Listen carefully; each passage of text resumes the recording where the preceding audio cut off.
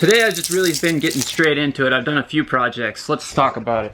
I put flooring in all the way back here so it no longer looks like quite so much of a mess. My whole goal is to box this in so that people who aren't familiar with the bus don't have to see this crazy electrical mess. I'm going to plan on cleaning this up today too, but essentially I've moved everything back.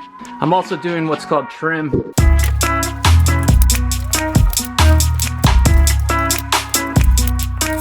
I was able to get the stovetop hooked up again, which was another time that I've done it. I wish I had just never hooked it up until the last time, but I guess I needed to check it out and make sure it worked. I also put the 1/4-inch plywood on here and moved the outlet to here. So now the lights for the cabin .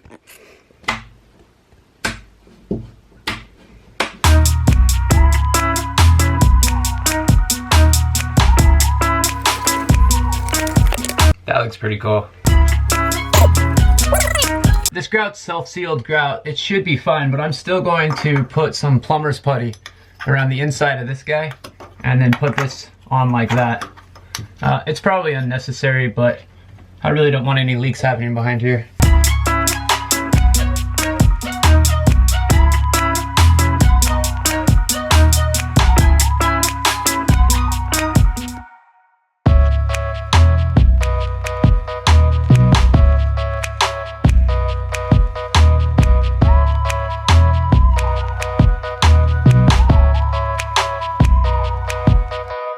Oh, I'm so glad that there's no little problems with this guy. It's up. I got the water in. That's on. This is good. There's still a lot to do, but obviously the bathroom is like one of the biggest projects, so one step at a time. Right now, the shower head's in. Oh. Okay, so I think I'm gonna put the toilet in now. I got these extender kit. We set the flange too deep in order for these to come up, so I needed to get longer ones than the ones that came with the toilet. And so I'm thinking that these go like this.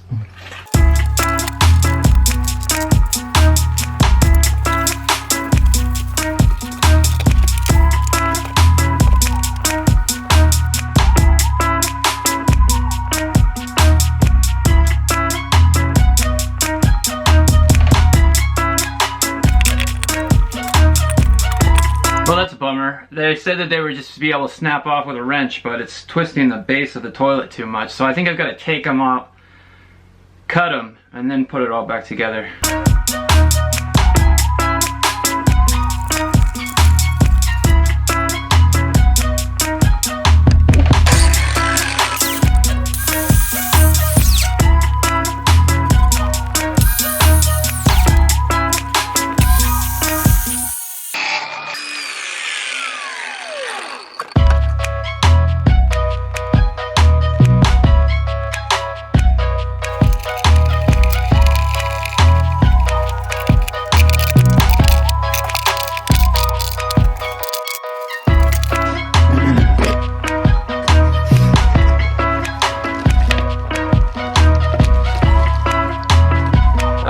Like a lot of fun. So this is an RV toilet. It doesn't actually keep water in it most of the time. It's got this handle that I'm gonna have to install in the wall. One thing that I found that was really important, I don't know if you can tell, but I opened this up and I made sure that that black thing that I put in there lines up. But the first time that I installed it, I noticed that that thing was kind of like off center, and that would have been a really crappy situation. Okay, for the last few videos you've probably seen that I put this iron steel bar on the wall, and you're probably thinking like, what is this for? And this is basically the idea. This is going to be the table, and so you put this guy, you link it up onto the chain, it pops up like this. And so what you want to be able to do is have this leg plop down and hold the table up.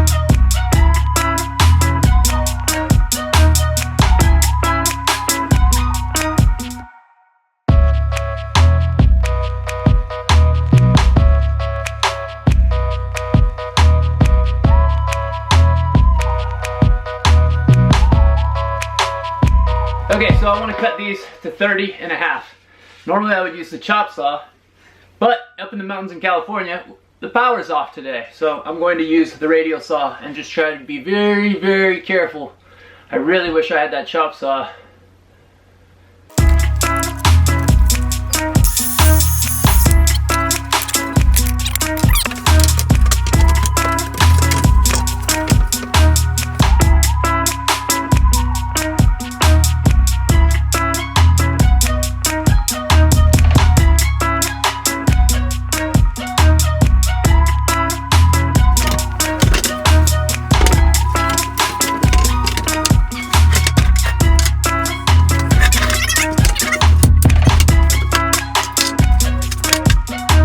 It's alright.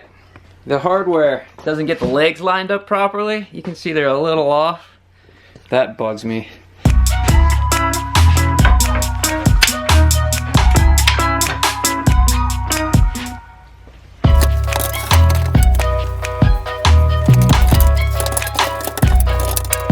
One table done. I want to do another one, an even longer one. With the power out, it's kind of hard to do a lot of the trim work that I wanted to do, but I was able to do a lot of other little things. I'm even starting to put this back in, but I wanted to do it piecemeal because I don't have any way to clamp it all down, so I'm starting at the bottom and going up. This is the weather stripping for the back door. That'll help keep it dry back there and also warmer. Obviously, we got the toilet in today. Got the shower head in today, which is kind of cool. Ooh. We also have the shower valve, which is pretty awesome. So that's in there well. And then finally I got this pop-up table. Made a lot of progress today. It's still coming along slower than I would like, but I feel good about it. So thank you for watching.